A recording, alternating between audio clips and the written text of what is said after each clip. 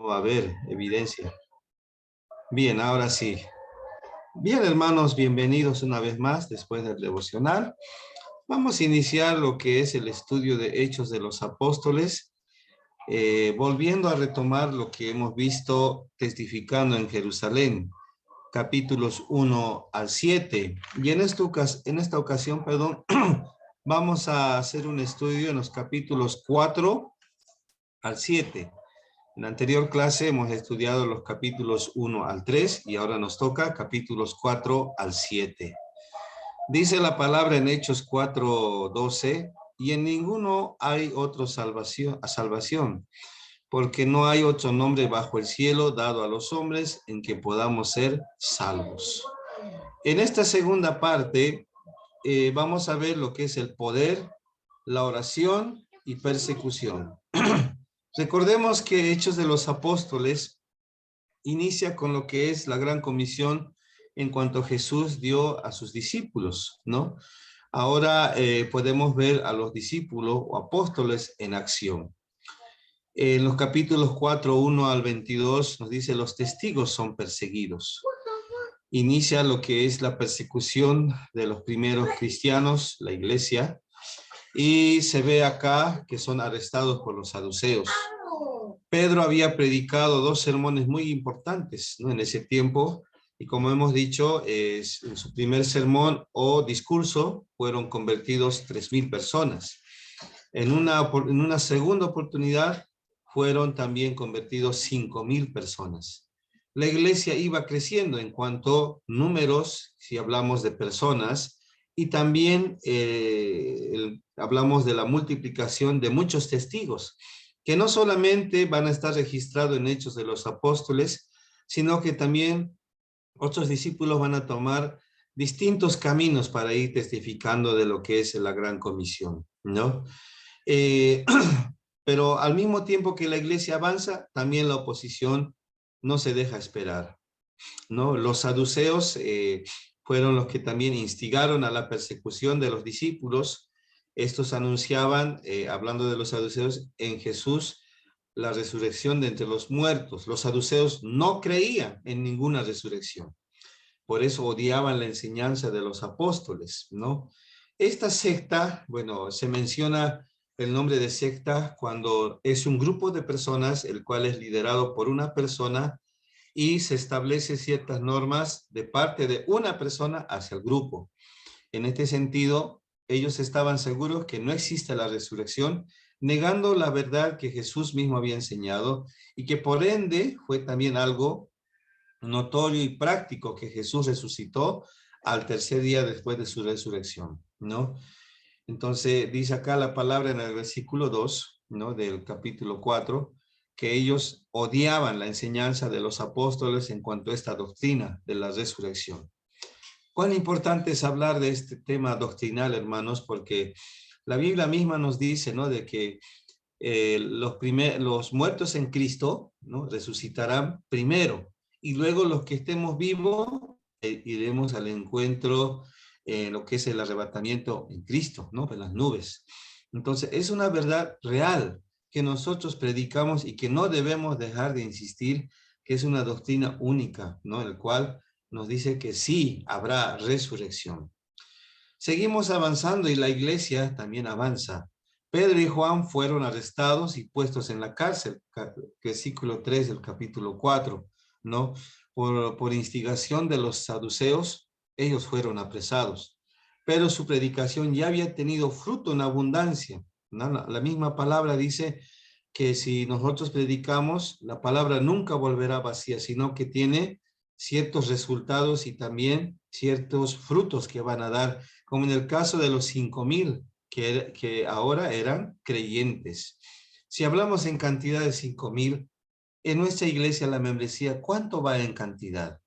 Imagínense en ese tiempo, 5,000 personas. Y nosotros hablamos de membresía alrededor de 30, a veces 50, y creo que a lo máximo que podemos llegar es a 100. Hay iglesias así grandes que sobrepasan esta cantidad, pero en ese tiempo la iglesia llegaba a 5,000 en tan solo un segundo discurso de Pedro. ¿Quién era aquí el detonante como dinamita? el poder del Espíritu Santo a través de los apóstoles, ¿no? En segundo lugar, vamos a ver lo que es emplazados ante Sanedrín o llevados ante Sanedrín, ¿no? Capítulo 4, versos 5 al 12. El gran Sanedrín en Jerusalén se componía de gobernantes, ancianos y escribas. Los gobernantes o sacerdotes eran principalmente, ojo acá, saduceos. ¿No? ¿Cómo era la influencia en ese tiempo? La mayor parte de los escribas, escuche bien, eran fariseos. Escribas se entiende, hermanos, como aquellas personas que hacían el papel de secretarios, ¿no? Que tomaban notas en sus actas, si podemos decir así, en actas de reuniones. Ellos enseñaban la ley de Moisés a su manera, el cual fueron denunciados por Jesús y le dijo que ustedes mismos imponen normas y reglas que no pueden cumplir, pero sí exigen al pueblo. Los ancianos tenían autoridad administrativa, ¿no? Hablamos del aspecto administrativo en las sinagogas. Tal vez esto había sido un título general para los miembros del Sanedrín. Entonces, mire lo que es el contexto. Tenían todas las de ganar lo que es el Sanedrín con los saduceos, los fariseos y los ancianos que fueron influenciados por los dos antes mencionados. ¿Qué iba a pasar entonces con los discípulos del Señor, con los apóstoles? Pues tenían que ser apresados, martirizados, incluso llegar a la muerte. Anás se menciona acá, no sé si ha escuchado ese nombre, aquí como un sumo sacerdote en el versículo 6, y en realidad había sido también, sí, sumo sacerdote del 6 al 15 después de Cristo, cumplió un papel protagonista, ¿no? en ese tiempo. Los apóstoles fueron puestos en medio, los miembros de Sanedrín se sentaron en un semicírculo, ¿ya? Para que pudieran observarse las reacciones de los demás. Un tipo de juicio, un tipo de debate donde tenían las de perder los discípulos ante tanta, ¿qué puedo decir? Presión de ese grupo sectario. La investigación preliminar llegó al principio con la pregunta, ¿con qué potestad o en qué nombre habéis hecho vosotros esto? Versículo 9. La respuesta no se dejó esperar y Pedro dice, lleno del Espíritu Santo, tuvo poder necesario para la ocasión. Con valor se enfrentó con este semicírculo de caras mirándolo con disgusto y declaró que fue en el nombre de Jesús de Nazaret a quien vosotros crucificasteis. ¿Usted sería tan valiente, hermano, de decir ante las autoridades legales aquí puestas por nuestro país, si en algún caso autoridades también religiosas, el poder declarar con lo que es la apología en defensa del evangelio? Esa es la pregunta que podemos hacer y ¿qué respuesta tenemos? ¿Será que somos capaces o podemos huir, ¿no? Para que nadie nos pueda llevar a juicio y menos estar en la cárcel, porque después de esto era inminente, hermanos, el poder estar encarcelados y estar aprisionados y por cumplir lo que es un tiempo de prisión por faltas que ni siquiera son reales. Después de que Pedro declaró firmemente, dice que la salvación es solamente por medio del nombre de Jesucristo, fue una doctrina revolucionaria para los judíos, ¿no? ¿Por qué? Porque estaban abriendo los ojos, ¿no? En cuanto a su profecía, que el Mesías era realmente Jesús y que la salvación que esperaban, al igual que los judíos, la salvación de la esclavitud de parte de los judíos hacia los egipcios, ahora se estaba dando en lo que es Jesucristo, que no era un reino físico o revolucionario con ejércitos, sino que era un reino espiritual. Y todos tenían curiosidad de qué se trataba, cuál era el momento importante en el cual ellos no lo estaban entendiendo, pero ahora quieren entenderlo, ¿no? Como les dije, fueron amonestados por el Sanedrín. Los líderes judíos estaban maravillados por el denuedo y la seguridad de Pedro y Juan. La expresión hombre sin letra y de vulgo no implica que no pudieran leer ni escribir. Fueron en cierta manera menospreciados, discriminados y tenidos por bajos por la formación que ni siquiera alcanzaba, como estos doctores de la ley que tenían altos estudios superiores. Pero a veces, hermanos, el poder estudiar es bueno, pero el tener la actitud de soberbia, eso es lo malo, ¿no? ¿No? Siempre tenía un maestro que decía, en cuanto nosotros más estudiamos, tenemos más responsabilidad y nuestra actitud debe ser siempre de ser sencillos y humildes. Cosa de que no todos lo podemos asumir de esa manera, sino en cuanto más títulos tienes o más estudios haces, empiezas a alzar, como decía un pastor, el cuello más largo como la jirafa, ¿no? Porque tu entorno profesional, las amistades, las reuniones que tienes ya son distintas. ¿Y qué pasa con las personas que tal vez no han tenido esa formación o esa oportunidad? Tal vez le miramos de arriba abajo, pero el Señor Jesús nos enseña que debemos mirar de igual a igual, no teniendo un alto concepto de nosotros mismos, que el cual Dios pueda decir de nosotros quiénes somos, ¿no?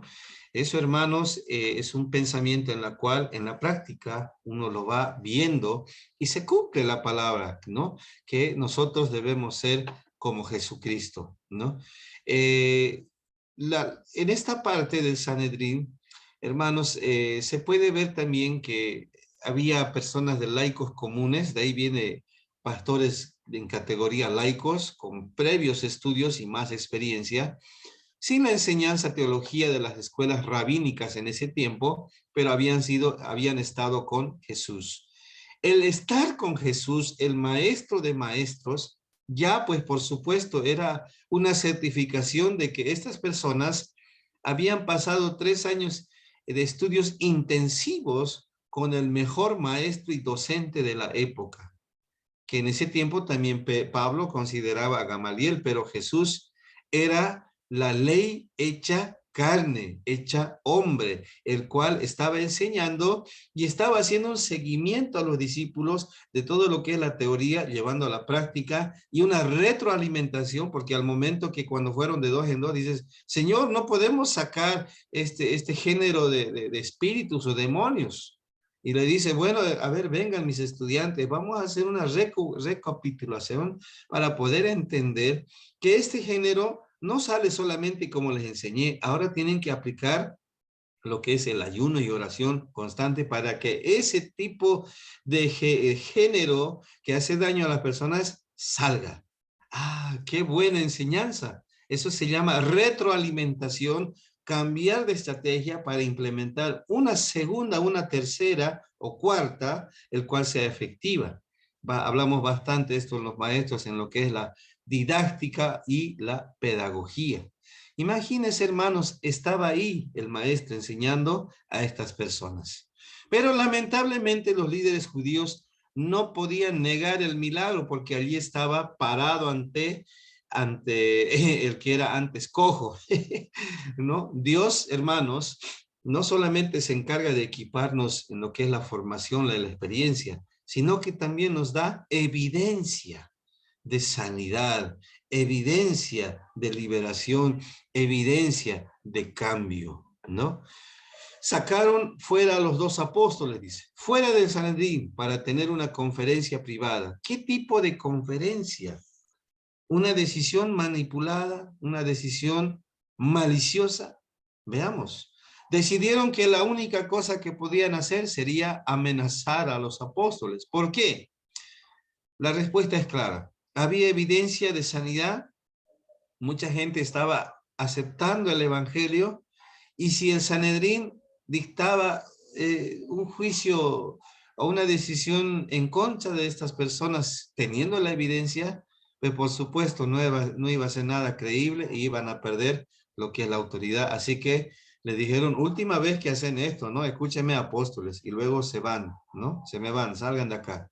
Eso es lo que hicieron, porque no podían tapar el sol con un dedo, las evidencias eran claras.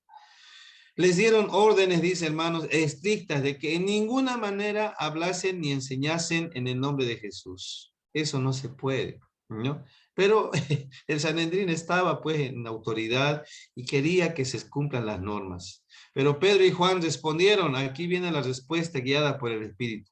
No podemos dejar de decir lo que hemos visto y oído, ¿no?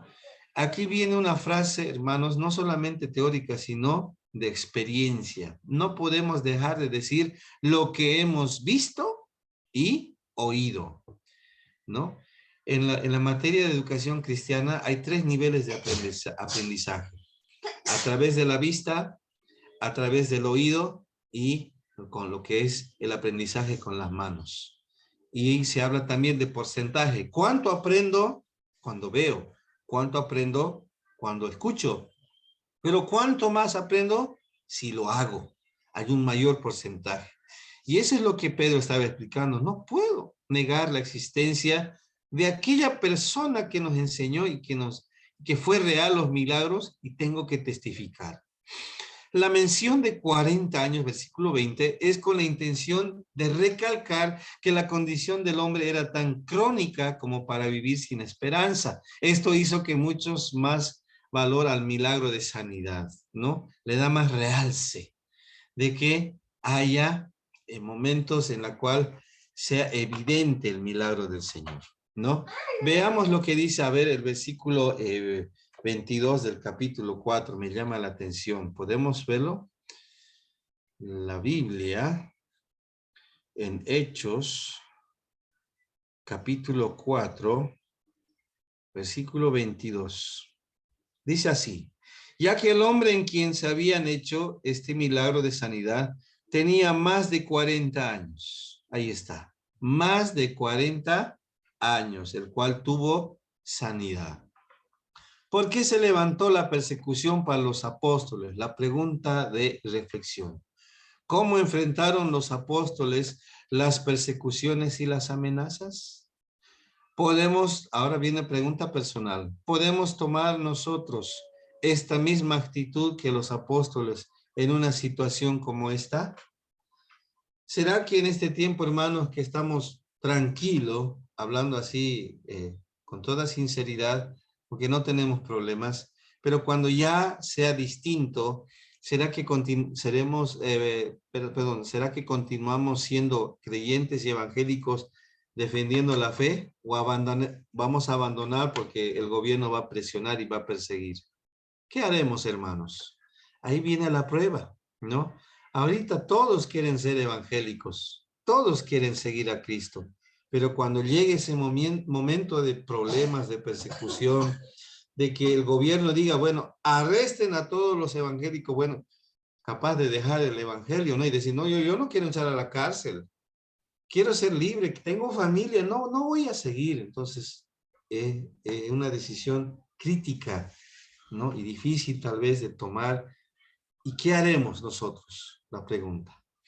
Continuemos. Los testigos están en oración. El día sábado, hermanos, escuché una palabra que me puso triste. Hay pastores que tal vez dicen que la oración no es tan importante. ¿Será cierto esto? La oración, recuerden, en su definición, hasta los niños lo saben, es hablar con Dios.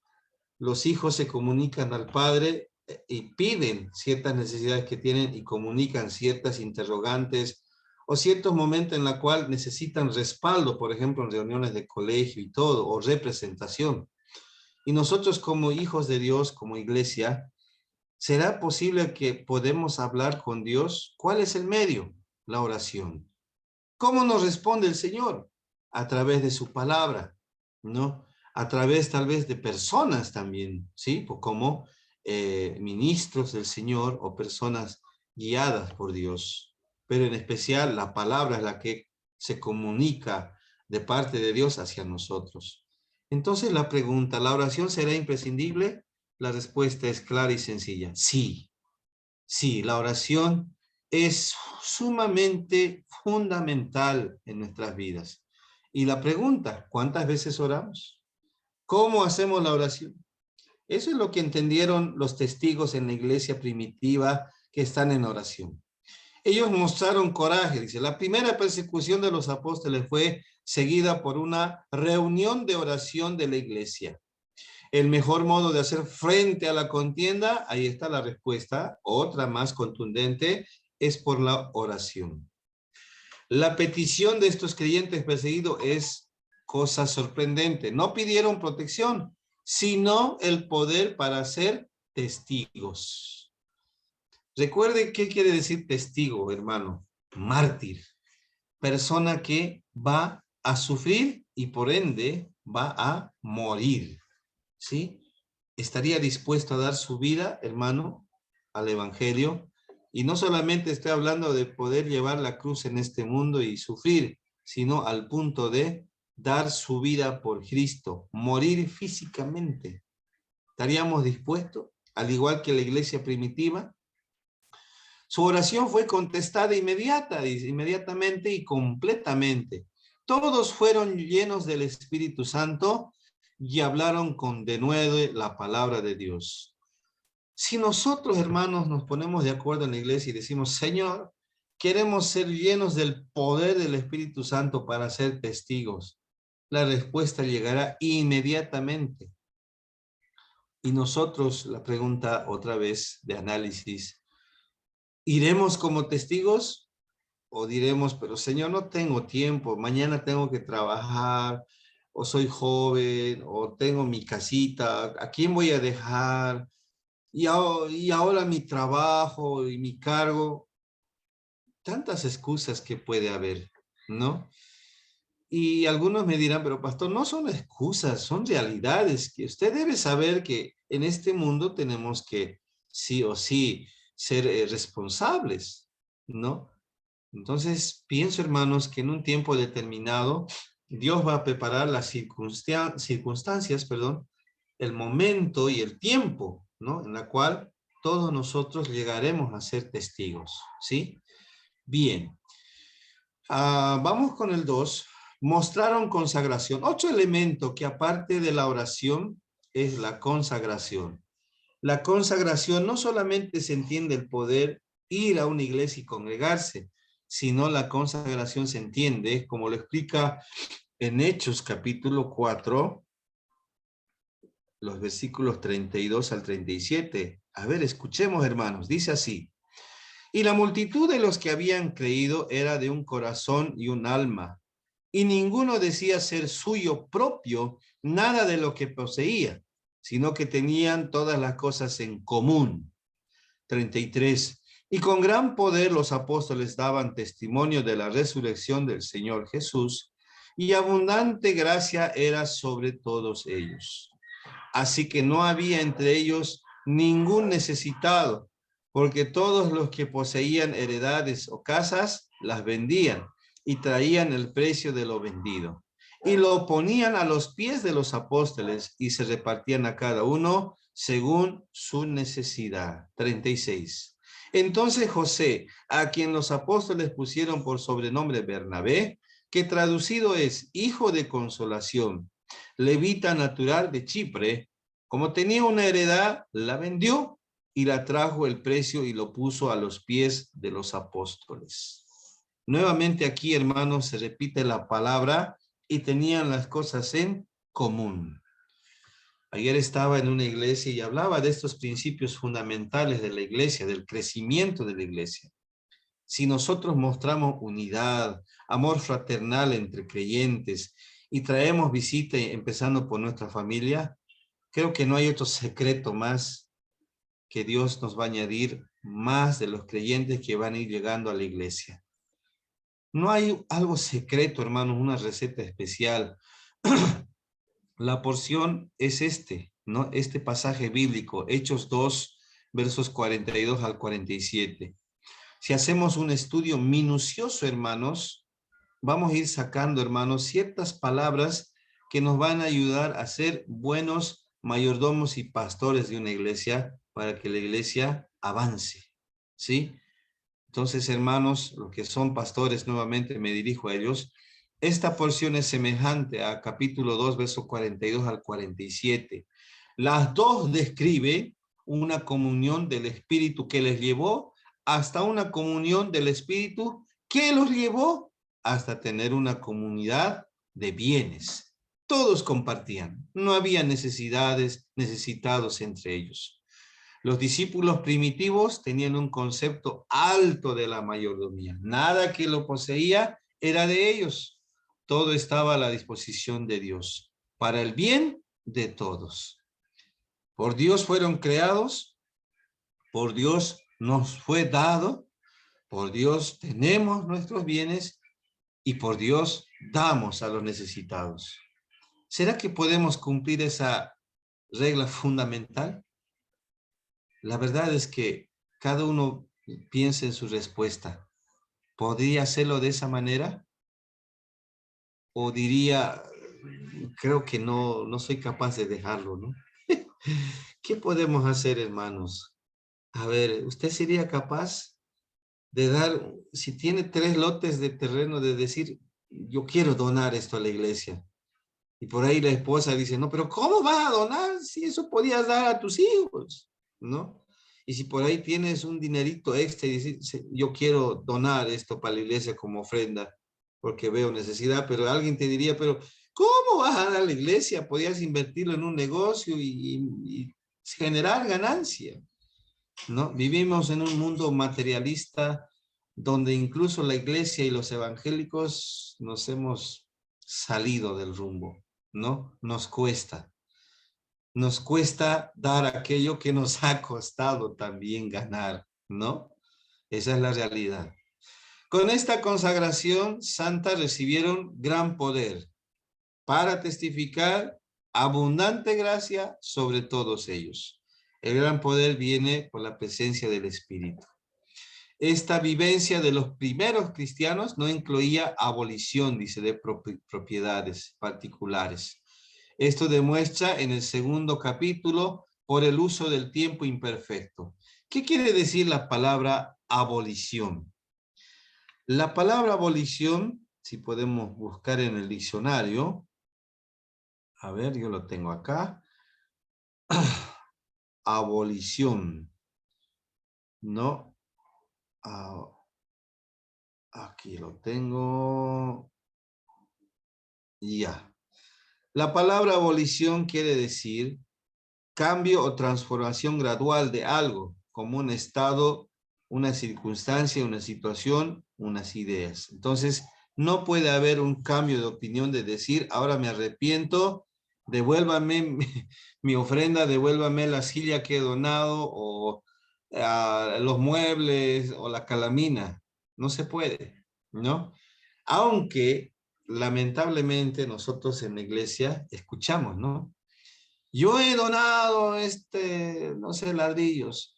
O yo soy el fundador de la iglesia y nadie me saca de la iglesia, porque yo soy aquí el que ha dado origen a esta iglesia, ¿no? Por eso en el devocional hablábamos de unos reglamentos o estatutos, el cual hay ciertos momentos en la cual nos lleva a tener orden, ¿no? Para no tener estos problemas, porque sí, algunas iglesias ha pasado eso y siguen pasando, ¿no? Pastores, hermanos que se sienten ya dueños de propiedades del templo, siendo que nosotros los evangélicos, las personas somos la iglesia, pero ya quieren sacar, ¿no? Algún momento de, de ganancia o privilegios que quieran tener. Y esto regula, hermanos, lo que es las normas, los estatutos, los reglamentos, para que no suceda eso, ¿no? Y por eso hay ciertos versículos que apoyan también, ¿no? Pero eso es otro tema que vamos a estudiar. El hecho de que no todos vendían sus propiedades porque tenía que ser voluntario y ponían la ganancia en una tesorería común, se ve por el caso de Bernabé, quien se menciona por nombre, ¿no? En estos versículos 36 y 37, y que su nombre significa hijo de la consolación. Más adelante vamos a ver cómo Bernabé también dio lugar al significado de su nombre para consolar a Juan Marcos, que después de tener un desfase o discusión con Pablo, lo consuela para que retome los viajes y este personaje pueda escribir el Evangelio de Marcos. La pregunta, ¿qué hicieron los primeros cristianos al encontrarse en una situación difícil? ¿Qué podemos hacer nosotros cuando estamos en una situación difícil? ¿Qué debemos hacer nosotros en la misma situación? ¿Mm? ¿Qué aprendimos y qué debemos hacer? Vamos a un ejemplo claro ahora. Después de que los hermanos tenían comunión, no había necesitados entre ellos, tenemos también otro tipo de evangélicos en la iglesia. Aquellos que quieren sobresalir, aquellos que quieren hacerse ver y todo lo demás y tener aplausos y reconocimiento de las personas. Tal es el caso de Ananías y Zafira. ¿Qué hicieron estos personajes? Como veían que los demás empezaban a vender y fueron reconocidos como hermanos y tenían algún que otro privilegio, dice, el nombre de Ananías acá antes de empezar quiere decir el Señor es benévolo. Ah, y Zafira quiere decir hermosa. Puede tomar nota, hermanos, para si tal vez quiere poner nombre a su hijo, hija, o tal vez a su nieto o nieta, ¿no? Tal vez sería bueno tomar nota de los significados de los nombres. Como pasa muchas veces, estas dos personas, como dije, fallaron en vivir de acuerdo con sus nombres. Ah, ¿no? Cuán importante por eso, hermanos, es conocer el significado de nuestros nombres. ¿Usted lo sabe? ¿Sabe qué significa su nombre? Pues deberíamos, hermanos, buscar el significado, ¿no? Y poder pensar, a ver, cómo el Señor quiere obrar a través de mí. La pareja de Ananías y Zafira hizo una conspiración. ¿Qué quiere decir? Sustrajeron. Es decir, el acto de ocultar a hurtadillas una parte del precio. Si por ahí lo vendieron en 5,000, bueno, dijeron 2,000 para nosotros y digamos que lo hemos vendido en 3,000. Nadie lo va a saber. Ananías y Zafira murieron por haber cometido el pecado de hipocresía. Ay, ay, ay. ¿Cuántas personas en este tiempo, hermanos, podrían morir en la iglesia por este pecado? Hagamos número, ¿qué le parece? ¿Cuántas personas podríamos morir? ¿Por qué digo podríamos? Porque sin querer queriendo lo practicamos, ¿no? Tal vez cuando la persona no está en nuestro frente o al lado, no hablamos mal de esa persona.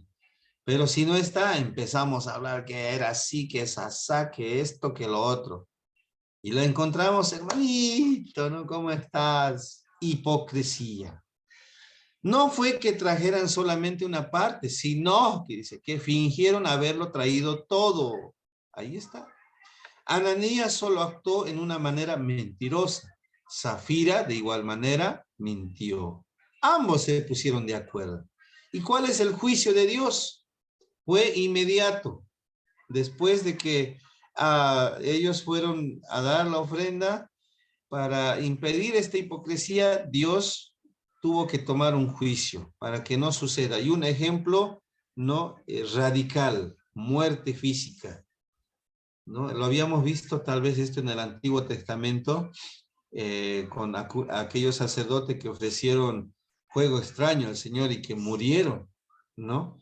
Y en esta oportunidad en el Nuevo Testamento ocurre lo mismo, ¿no? El cual Dios quiere poner orden y un ejemplo claro de que la iglesia no debe cometer este pecado. ¿Por qué decía ahora, si esto viene ahora en este presente, este pecado, cuánta gente moriría? ¿Será que va a morir físicamente o puede morir espiritualmente? ¿Qué podemos decir? A ver, los que son pastores, lamentablemente muere espiritualmente, ¿no? Y se va alejando del Señor. Y pareciera que en vez de tener creyentes con un fuego del espíritu, ya tenemos creyentes carnales, ¿no? Ni es frío, ni es caliente, sino es tibio. Y eso es lo que está sucediendo, ¿no? Y nosotros no somos la excepción. Tal vez en algún momento está pasando esto en nuestras vidas. La gente después de ver esto tenía temor, dice, de reunirse con la iglesia sin sentir esta precaución. Fue una evidencia presencial, física, muerte física. Me imagino que después de que sucedió esto, las Ananías cayó muerto, Zafías cayó muerto, hubo velorio, hubo entierro, la gente lloró, se sorprendieron, hubo cierto temor, ¿no? Es decir, y ahora si yo caigo en hipocresía, ¿voy a morir? ¿no? Había ese miedo, ¿no? No quiero ser hipócrita, no lo voy a ser sincero y voy a hablar la verdad y lo que tenga que decir lo diré en el amor, porque no quiero morir por este pecado. Dios dejó claro, ¿no? De que las personas, en ese tiempo la iglesia, debe ser obediente, debe respetar a su prójimo, pero por supuesto debe amar al Señor con todo su ser, sin ocultar nada. Pero los que creían, dice acá, aquí hay una respuesta bonita. En el Señor aumentaban más el gran número, así como de hombres y de mujeres. La poda apropiada, una frase aquí, hermano. La poda apropiada facilita el crecimiento. ¿Cuántos somos jardineros aquí? Cuando empezamos a podar el árbol y le damos forma, ese árbol es hermoso, ¿no? A veces a los pastores o líderes nos cuesta, ¿no? Poner orden. A veces somos los malos, ¿no? Pero como dice acá, la poda apropiada facilita el crecimiento. Si hay que corregir a alguien por sus actos, es atacar la acción que ha cometido y no así la persona. Para esto necesitamos mucho discernimiento y guía del Señor, para poder identificar el mal que está haciendo esa persona sin dañar a la persona. Ahora, aquí hay un detalle. Si la persona se deja ayudar y recapacita y reconoce, lo hemos ganado. Pero si la persona en este tiempo de disciplina no reconoce y quiere tener la razón y por ende se revela y se va, pues lo hemos perdido. Pero al perderlo a esta persona, rescatamos lo que es la membresía para que pueda crecer mucho más. Entonces el Señor es hermano sabio. El Señor tiene bastante sabiduría y nos ayuda a poder también tener ese tiempo de meditación y analizar la situación, las personas con la cabeza fría, ¿no? Fría y bastante oración y guía del Señor, para que no seamos guiados emocionalmente, ¿no? Por nuestro resentimiento, odio o tal vez algún parentesco que tengamos en la amistad o familia, ¿sí? Bien, ya vamos a ir terminando y hemos dicho que vamos a ir de corrido, ¿no? Ahora, en este tiempo de hechos había ciertos milagros, prodigios que eran característicos de los apóstoles y también Jesús lo hacía para que la gente creyera, porque si no veo, no lo creo. Hay un dicho en particular. Entonces, por eso estaban acompañados. Especialmente se realizaban milagros de sanidad, dice hermanos, ¿no? Sanidad. Entonces, era importante mostrar evidencia de que Dios es real. Muchos enfermos se sanaban, incluso endemoniados fueron liberados. Pero vayamos a la pregunta de reflexión. ¿En qué pecado se envolvieron Ananías y Zafira? ¿Cuál era el pecado? ¿En qué manera se ejecutó el juicio de Dios? ¿Qué nos enseña a nosotros? Preguntas de reflexión. Y termino con esto. Los apóstoles, ahora como hemos dicho, son aprendidos nuevamente. Echaron mano de los apóstoles. Los saduceos, guiados por el sumo sacerdote, arrestaron a los apóstoles y los pusieron en la cárcel por segunda vez. Versículos 17 y 18. ¿No? Pero esta vez, cómo es el Señor bueno, ¿no? El ángel del Señor abrió de noche las puertas. ¿Hay algo imposible para el Señor? Nada. Si estamos en la cárcel o estamos injustamente, no sé, tal vez en un juicio, el Señor envía a sus ángeles y Él nos da la libertad. El Señor prepara el lugar y nos da la seguridad de que en Él vamos a vencer y vamos a llevar adelante el ministerio. Entonces no hay por qué tener miedo, hermanos. Tenga esa seguridad, tenga ese valor, ¿no? Tengamos más comunión con el Señor. Les animó, dice hermanos, a los apóstoles que siguieran predicando en el templo este hecho que el Señor mismo lo preparó. Se convocó a una reunión especial de Sanedrín, el concilio. Ahí viene, hermanos, la palabra concilio. Cuando los oficiales que fueron enviados a traer a los acusados a la corte aparecieron sin ellos. Causó grande inquietud. ¿Cómo fueron liberados? ¿En qué momento salieron? Finalmente, los supuestos prisioneros fueron descubiertos en el templo y estaban enseñando otra vez al pueblo. El lenguaje de los versículos 27 y 28 ahora revela la desesperación del Sanedrín, casi al punto de perder la esperanza. ¿Qué podrían hacer el concilio ante estas personas? El concilio en ese tiempo, hermano, era la máxima autoridad a nivel religioso y no se estaba cumpliendo las amenazas que ellos hicieron a los apóstoles. ¿Por qué no obedecían? Porque, hermanos, el concilio estaba ciego ante aquella realidad que estaba ocurriendo, que Cristo era el Mesías, que los apóstoles estaban cumpliendo el mandato del Señor y que el concilio solamente buscaba la comodidad de ellos y poder solamente mantenerse en un puesto alto de ser gobierno, de ser autoridad. Estaban perdiendo esa autoridad porque la verdadera autoridad viene de Dios, ¿no? En nuestra denominación, el estar en la parte del consejo ministerial o concilio es una tremenda responsabilidad, porque es una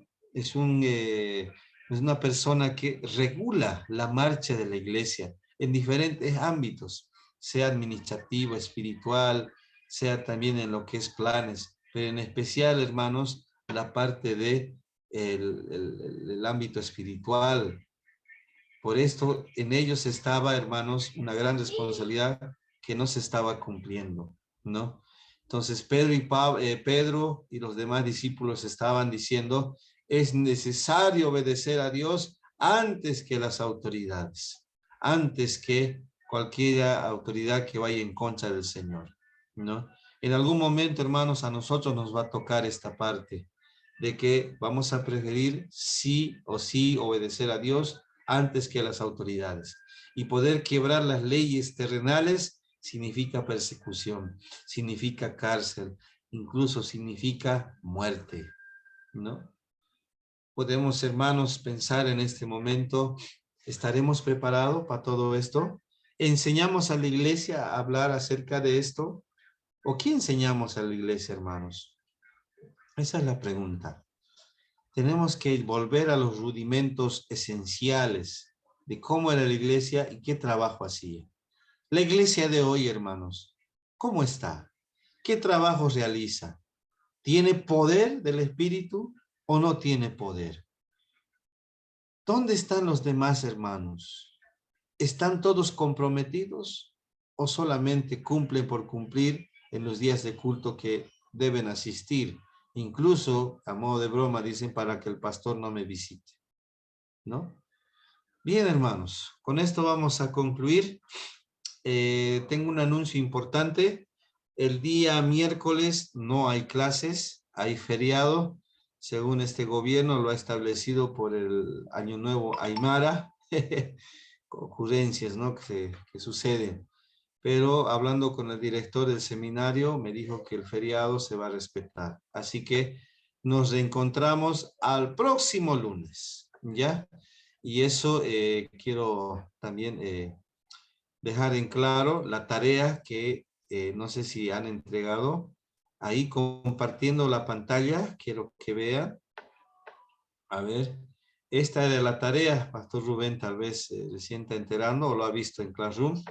Realizar un resumen de una página como mínimo y como 2 máximo de la película que está aquí, Hechos de los Apóstoles, resaltando los lugares donde se lleva adelante la historia, Jerusalén, Judea, Samaria y hasta lo último de la tierra.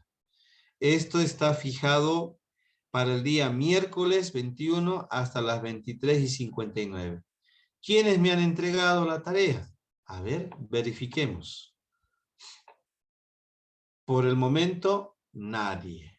Como hay tiempo, entonces podemos disponer, ¿no? Pastor Rubén todavía no ha ingresado a la plataforma de Classroom. Sí está hermano Eduardo, hermano Sergio, Sonia, hermano Alfredo, hermana Felipa y hermana Marianela.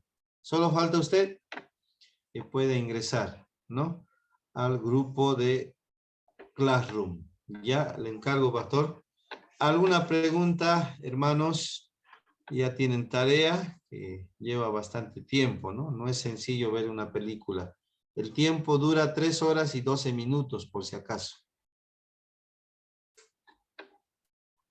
¿Ninguna? ¿Todo claro? ¿O nada entendido, hermanos? A ver, respóndanme.